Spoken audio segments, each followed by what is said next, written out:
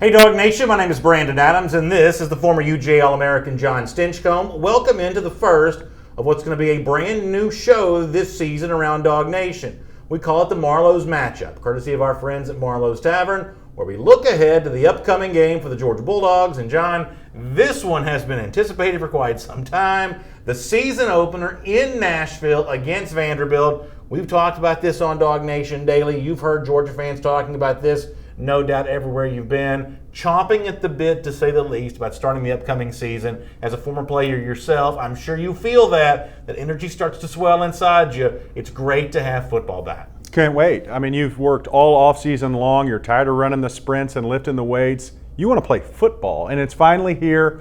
And from a player to a coach, they're just ready to get to us in between the hedges or wherever on the road in Nashville to play some games. And you obviously come at this from the perspective of being a former player at UGA, and a very good one. I have been a fan my entire life, so I like to think of myself as an expert on fan behavior. And much the same way coaches and players are ready to be out there and doing this, for those of us who talk about Georgia football all year long, there's a quickened pace to the conversation when you get here to game week. And so in their own way, and I do realize it's very different, but in their own way, Georgia fans are just excited about the game face they have to get on as the players and coaches are. Well, isn't it fun? You get to tailgate, you get the action that you've been looking for. I mean, it's exciting. As a fan now, that's all I am. So I can't wait to watch my dogs take the field, and the festivities before and after, all the talk. Let's just play the game. So here as a part of our Marlow's matchup here today, we'll get a chance to hear later on from Georgia coach Kirby Smart about all those Georgia fans on their way into Nashville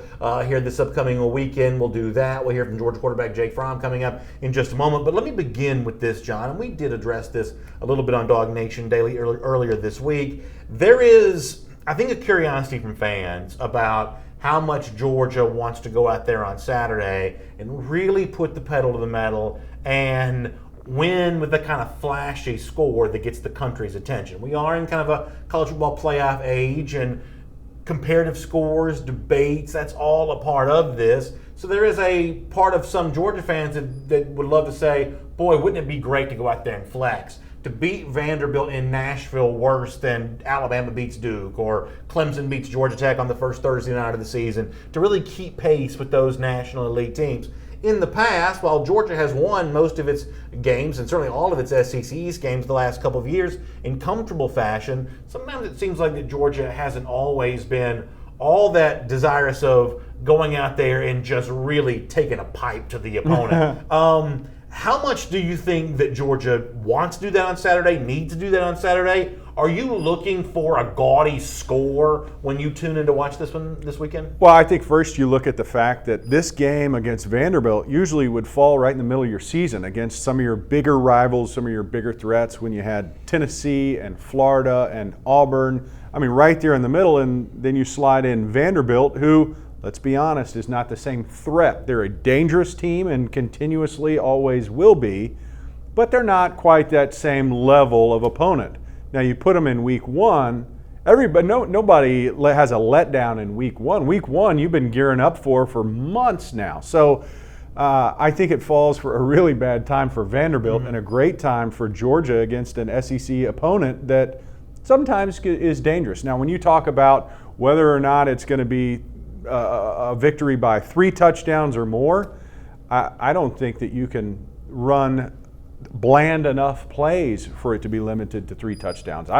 Personally, I think it'll be not a very close game from the jump. And it's nothing to do with trying to make an opponent look bad. I think it's Georgia is so deep and so ready to play a game that by the second half they'll probably try. When you look at the end, I mean, we're in the college football playoff era, right? And margins of victory, for better or worse, are going to factor in. This is so early in the season that I don't think it matters. I think the fact that you're going up against a division opponent and it's probably not going to be close, I think that matters more than a blowout, whether it's 3 scores or 5. And for me, one of the things I'm looking at more so than the final margin of victory, although I'm like you, I see Georgia covering the spread in this game. For me, what's more interesting than that is the potential that Georgia could take Keyshawn Vaughn, who's a very good running back for Vanderbilt. A lot has been made thus far this week about the Vanderbilt skill position players, but Vaughn in particular is probably the best of that group. Kirby Smart talked about him a bit on Monday when he addressed the media as part of his weekly press conference. Holding him to a low number, to me, is almost more interesting than Georgia winning by this really gaudy number. Now, comfortable, easy win that covers the Vegas point spread, that's what I would expect to happen. But actually being good at doing something that Georgia wasn't always great at a year ago, stopping the other team's best running back, in a lot of ways for me, that ends up being more interesting than what might happen with the final score. Well, I think Vaughn is a talent that Vanderbilt usually doesn't have. I mean, they have talented guys. I'm not bashing Vandy. I love the school and I love the student athletes that go there.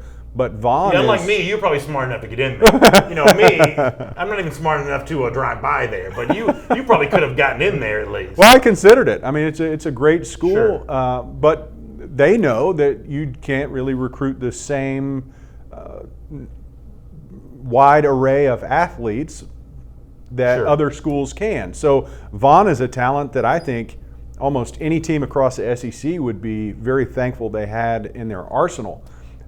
So to be able to bottle him up and limit his plays, and Kirby talks about it, that he had the same number of 10-plus yard carries that DeAndre Swift did last year. That speaks volumes when he doesn't have the same supporting cast that DeAndre did last year. So I agree with you. Being able to contain a guy with his capabilities and his big play ability would speak volumes for this defense, and you have, he talks about every level. They've got a running back, a tight end, and a wide receiver that are all threats, but Vaughn is the guy that you have to circle. Well, speaking of threats, obviously a lot of Georgia fans hope that the Dogs are able to circle some impact wide receivers here this season. Coming up in just a moment, we'll hear from Georgia quarterback Jake Fromm, and he'll share his thoughts on what he expects from a new look group and what he's been doing thus far this offseason to get them ready to play. Before that, though, let me remind you that this is John Stinchcomb, the former UGA All-American. My name is Brandon Adams. Welcome into the Marlow's matchup as we preview the upcoming game for the Georgia Bulldogs. And, of course, as we head towards the fall on the football field, we head towards the fall at Marlow's Tavern, which means patio season, some of the best people watching all around, chef-inspired food, craft cocktails. And when you think about that great date night or you want to impress some clients at work, the Marlow's Tavern right there in your neighborhood is a great place to go for all of that. Marlow's truly is chef-inspired food with a twist, and here each week on the Marlow's matchup, John and I will give you our twist on what we expect to happen for the upcoming game for the Bulldogs. So it's great to have you with us as a part of the program today. Now, without further ado, as promised, Jake Fromm addressed the media on Monday, getting ready for Vanderbilt on Saturday on the subject of wide receivers and a whole lot more. Take a look and a listen to Fromm right now. Jake, how's it been trying to convey the sense of urgency to the young guys? I know that they're new to the campus, these receivers, and how has that relationship, I guess, kind of grown since they've shown up on campus? Right. It starts with our culture. How can we get these guys in our culture, understand what we're about as a football program and what we're about as a team? So how can they get in, assemble with us, and understand, hey, it's win now, and hopefully they're ready for that. Jake, can you tell us what happened between scrimmage 1 and scrimmage 2? Obviously, Kirby was pretty lit after that first scrimmage at the first team offense. How were you able to get the guys to respond for the second scrimmage? Right. It started in the 5 to 6 days of practice before that scrimmage is when we really kind of dialed in and focused and said, hey, this is what we're doing good, this is what we're not doing good. We really focused and honed in on that and really wanted to be better for Saturday. We treated Saturday as like a game, especially, for me on offense. I treated it like a game and I prepared for it. And I wanted to play great. I didn't play my great that first scrimmage, and I wanted to play great this one. So we went out there and I felt we did really well. And I felt like we executed on offense what we needed to do and hit plays when we needed to hit plays. Let me keep it real here just for a second. There were people who told me, people who would know, after that first scrimmage, that the passing game for Georgia did not play well, did not perform well that day against the Georgia defense. And these Saturday summer scrimmages are a rite of passage as you head towards the start of the real games the upcoming season. There have also been whispers since then that the passing game has improved, that Jake Fromm may be finding a little bit better rhythm with some of these receivers, many of which will be called upon to play big in games for the first time. And I do think that's an important step. I don't know, and you've kind of touched on this, John, I don't know that Georgia needs its passing game firing on all cylinders to beat Vanderbilt, to even beat Vanderbilt comfortably. I don't know that that's a a requisite thing for this particular game. But it will be eventually, and so the idea that it might be rounding into form here now that the season's starting, I take that as a good news, even if we don't see all of that on display in Nashville on Saturday night. I agree with you. I think it's going to be a work in progress, and I think Jake says it pretty succinctly that what they were focused on is the details, and they were trying to focus in on improving from where they were in scrimmage 1 to scrimmage 2. That's what good teams do. You've got a number of young guys that you're going to be counting on when they take the field, especially at the wide receiver position, or even Lawrence Cager coming over from Miami. Right.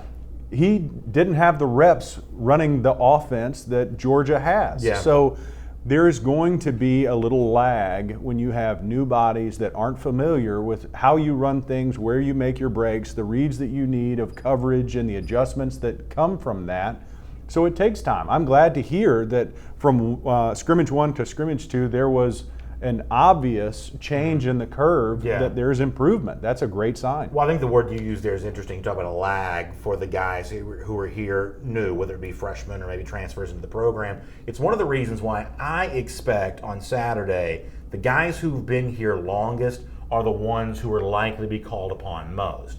By the time you play Notre Dame, by the time you go on the road to Tennessee, by the time you get to the November stretch, and certainly December and beyond, I think the freshmen like Pickens and Blaylock, they'll hardly even be freshmen by that point in time. I think they're a big part of this.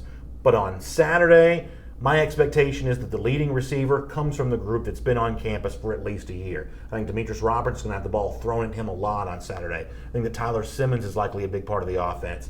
You know, I've been touting a lot for Lawrence Cager simply because or at least partially because, you know, James Coley, the offensive coordinator, knows Cager going back to his time at Miami. I think that Cager's a part of this offense. But you may even say that a Matt Landers, because of his veteran presence in the program, that he's a part of that offense. I think the wide receiver core we see on Saturday could look very different in terms of the guys who are targeted most. That could look very different from what we see late September, moving into October, because I do think to ask a freshman to be your first, second, third best receiver after having only been in high school a few weeks before, that's a pretty big ask. It is, and I tell you what the advantage of the early part of this season is for a mixed group of wide receivers is that the rest of the teams don't know what you're good at. Mm-hmm. So you can bring in a young player that, you know, man, he runs really good routes when we run these set of plays, and he can bring that to the table. Well, by week 4 or 5, if you're a one-trick pony, so to speak,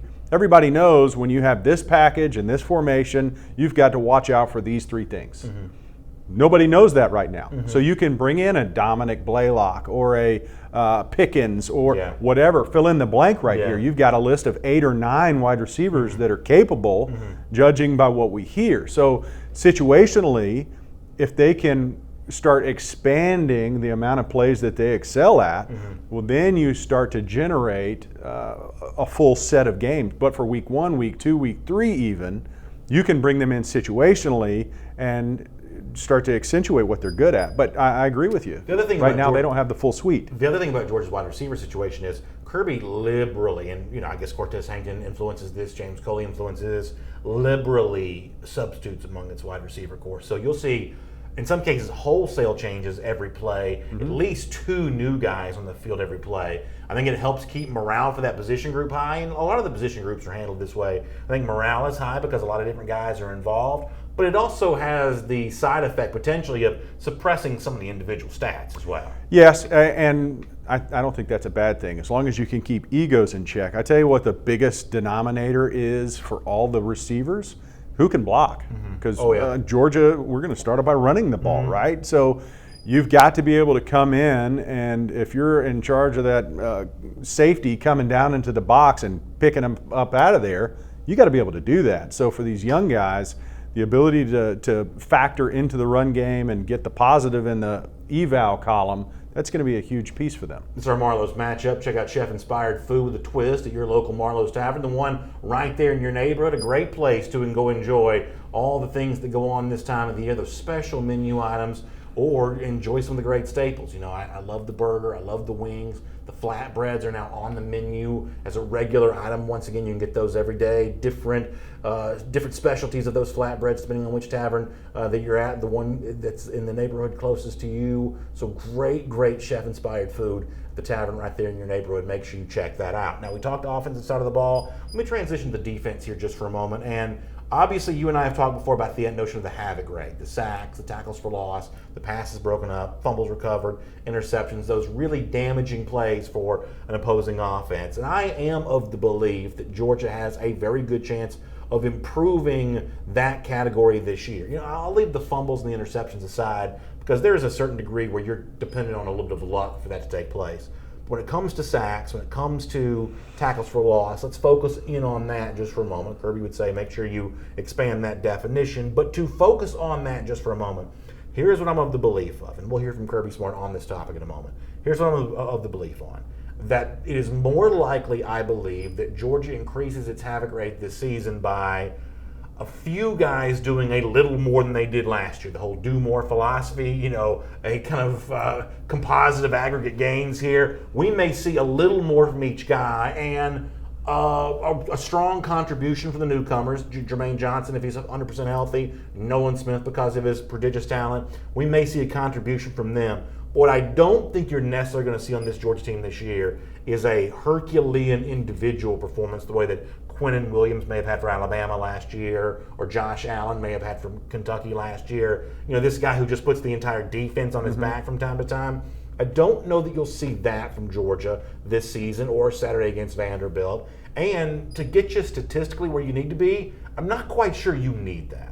No, but I would say any defensive coordinator across the country would much prefer to be able to rush 4 guys and affect the quarterback. Yeah. I mean, that's what you're talking about. Creating havoc is that quarterback is uncomfortable where he stands. Now, if you can do that with 4, that's an ideal world. Not everybody gets that. Now, the good thing is I think you've got much more developed playmakers and off the edges than what you had last year. Yeah. And that includes DeAndre Walker, who's no longer in the locker room, but Azeez Ojulari, Jermaine Johnson you just mentioned, you add Nolan Smith to the mix. I mean, you've got a bevy of guys that can affect the passer and do it with maybe rushing 4 or 5 guys, and you're not having to send the house to create havoc. Yeah, the one thing I've heard a lot of Georgia fans say, and we've talked about this certainly on Dog Nation Daily plenty, is that if you gimmick your way to additional sacks, eventually the trade-off for that's not going to put you in any better spot than you started off in. Last year, Georgia limited big plays, but didn't have enough disruptive defensive plays. Well, if you give up more big plays, think about a Todd Grantham defense here for a moment. If you give up more big plays as a way of gaining more disruptive plays, I'm not sure that you end up in a better position than you started off in. Yes, I agree. I think every offense is looking for those chunk plays, and every defense is kind of scrapped the idea of bend but don't break. That there's no havoc in that, right?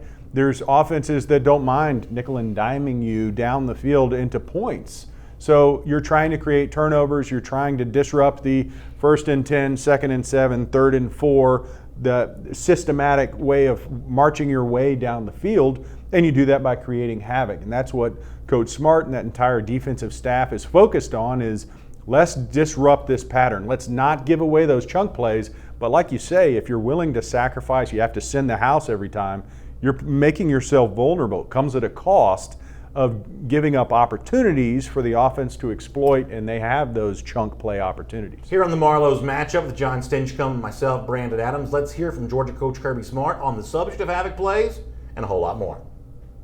I won't ever say you feel good about it. I don't sit before the first game and feel certain about anything. You know, you watch openers and you just realize that there's so many things that you can prepare for, but you're not prepared for. And havoc rate has been a big deal for us, and that comes in a lot of forms and fashion. I think people expect to see more people coming. That's not necessarily the case. We're trying to create tackles for a loss, pass breakups, interceptions. That doesn't necessarily mean more pressure. Havoc does not equal pressure. Havoc equals ability to get a hand on a ball, to bat a ball, to cause a turnover, to do those things. And our guys have really emphasized it, but we haven't done it. So until you've actually gone out there and done it, I don't feel comfortable saying we're going to have a higher havoc rate until we do it. So we've got to go out and execute it and play with really quick explosiveness up front. not just catch blocks, but try to disrupt. That's what we're trying to do.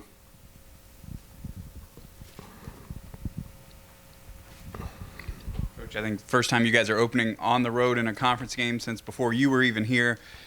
Georgia people travel well to Vanderbilt and have in the past. What do you expect from that, and how tough is it to go in somebody else's house to open the season? Yeah, our fans do a wonderful job traveling. I think when you get an opportunity for a 3-day weekend and it involves Nashville, their fans will be the same way ours are. It's a tough ticket right now because people want to go. People want to go to Nashville. People want to go to – it's a place they enjoy going, and their fans are the same way.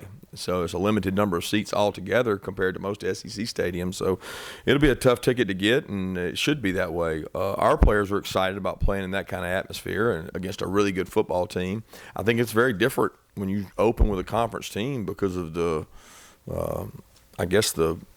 enormous amount of pressure that it becomes. Are you going to execute in the moment because your margin of error is reduced drastically compared to, opening with a school that's maybe not a Power 5 program or something. So you got to be organized, you got to be detailed, you got to focus, and really got to be unselfish. We talked a lot about that with our players, that only 70 guys going. There's going to be some guys sitting at home that are really good football players for us. Kirby, kind of building on that, is preparation different at all for your first game being on the road? Likewise to, comparing it to past 2 seasons, again, App State and Austin Peay? Yeah, the preparation being on the road for us is we always worry about crowd noise regardless of where we play, but that happens to us defensively at home. So we go against each other. We just put crowd noise on so everybody's preparing the same.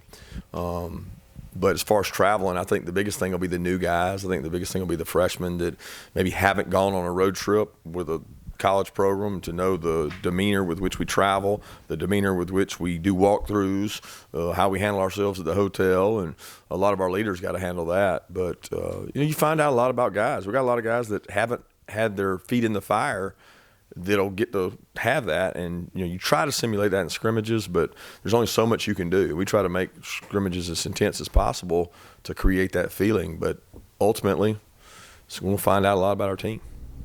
A couple very interesting things from Georgia coach Kirby Smart there. First of all, he references the notion that the Vanderbilt game likely to be a tough ticket. It's been fun for me, John, the last couple of years to watch this, what I think of as relatively new UGA tradition. I was a part of the first Dog Nation invasion to South Bend in 2017, and there were, to be in Chicago that weekend, there were Georgia fans literally everywhere. It's been said a million times, but if you were there, you know how true it was. It was a true full-scale invasion of the city. Last year, before the LSU game, a stadium that we don't typically think of having a lot of opposing fans. Now, I know Georgia didn't win at LSU a year ago, but there were probably 20,000 fans in Baton Rouge last year too, and that's a long trip away from Athens as well. I expect there to be, and I don't think this is an exaggeration, at least 20,000 Georgia fans in Nashville on Saturday. It's a shorter drive if you live in Georgia anyway. It's an unbelievable weekend destination. I've heard, I want to say hundreds. I have definitely heard from dozens and dozens of Georgia fans who act like they're and say they're going. I love the way this fan base has gotten behind this team, and I don't think anything embodies that more than the way they travel to games like this. Can't wait to see what it's going to look like on Saturday night, how much red and black is truly in the stadium, how much of that red and black is on Broadway on Friday night. It's going to be a really, really fun thing to watch.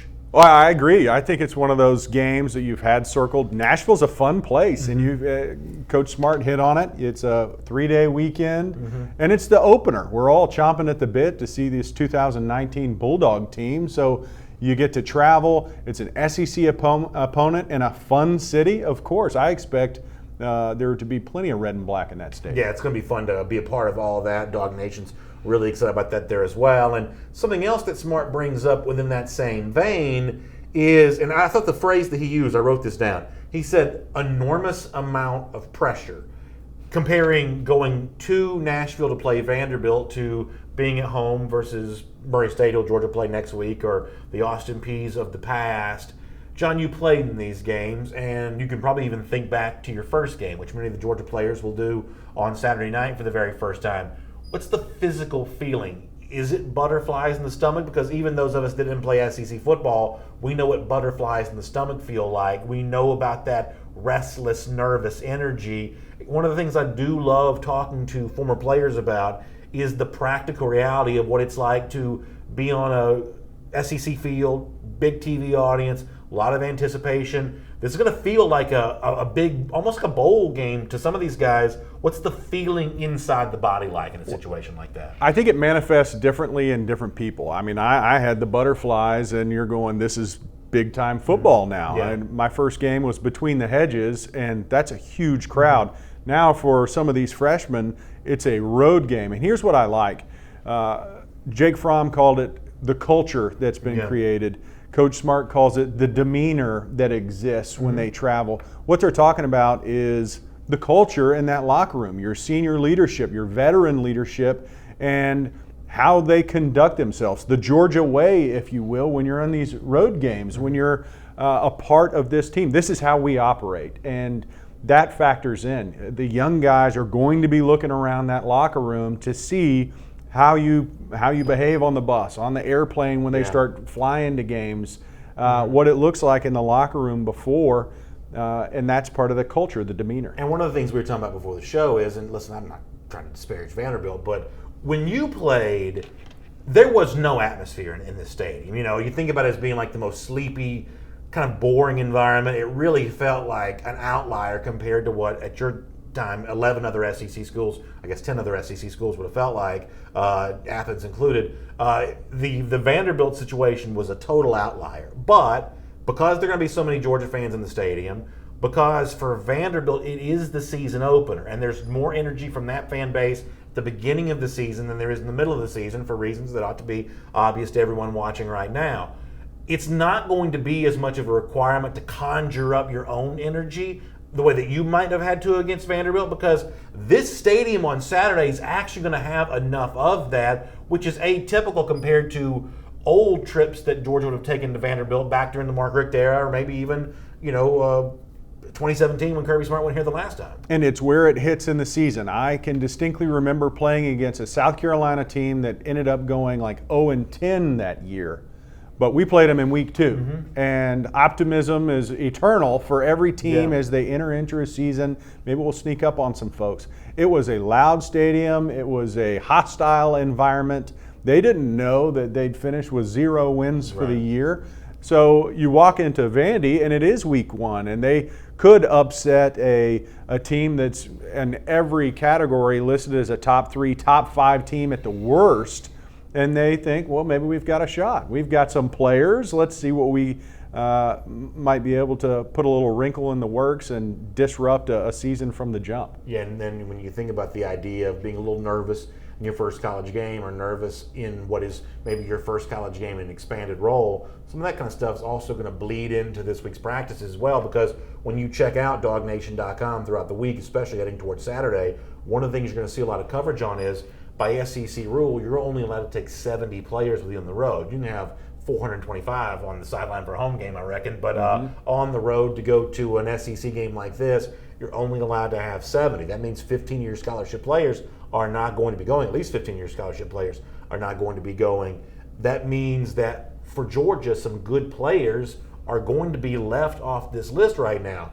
Can you imagine how intense the competition is going to be in these final couple days of practice, what's ongoing right now for those who are watching right now? Can you imagine how intense that's going to be? Nervousness about actually being on the sideline, being on that trip to Nashville. That's a big part of this storyline right now. Yeah, I'm smiling because it actually matters. Yeah. And there's enough talent in Athens to where you're limiting yourself to only 70 players traveling. 70 players? I mean, for how many years would we have craved? I mean, we didn't mind carrying 70 because only 50 were going to play, only 45 were going to play. Now you're talking about. To admit, there were a few years Georgia didn't have much more than 70 scholarship players. I mean, honestly, you got 70. We were going to limit ourselves to only 70 players traveling. That just shows the depth that's been created in Athens to where it's competitive. They talk about it regularly. Who's going to make the bus? Who's going to be able to travel? What a blessing it is to say we're going to limit ourselves to only 70 players who have the opportunity to contribute. Yeah, I think that's exactly right. So it sounds like you and I are on the same page. We expect a comfortable Georgia win on Saturday and a great start to the 2019 season. Sounds like we're in agreement on that. That's it. That's what I expect to see. Well, I expect to see that as well. We're glad to have all of you see us as a part of our Marlow's matchup here today. Make sure you check out the tavern right there in your neighborhood for some of the great chef-inspired food, the craft cocktails. They call it their own special twist on the recipes and the menu. When you check out Marlow's Tavern, you'll find out why that's true. And by the way, you may notice on the desk with us our props here. Huge thanks to our friends at Hover Helmets. You can find out more at hoverhelmets.com. If you'll notice, this Georgia helmet is suspended right in the air, spinning around. The Vanderbilt helmet doing very much the same thing. Now, the Vanderbilt players, their heads may indeed be spinning on Saturday, so this may be an accurate representation of what's going to happen for the Commodores. But if you're looking for that perfect gift, that hard-to-find artifact to put in your basement or your office or anything like that, we think the Georgia Hover helmet will make a great gift. If you're a Vanderbilt fan, I guess you'll like this one as well. But we think most of our audience is going to like that Georgia Hover helmet. You can check that out at hoverhelmets.com. Huge thanks to our friends there for allowing us to have these here on the desk tonight as part of the Marlow's matchup. John, it's been a ton of fun. We'll look forward to doing this again next week, and make sure you all stay close to DogNation.com, the Dog Nation video channels. Plenty more coverage getting you ready for Saturday, Georgia versus Vanderbilt. But for now, thanks so much for being a part of the Marlow's matchup. You have a great evening, everybody.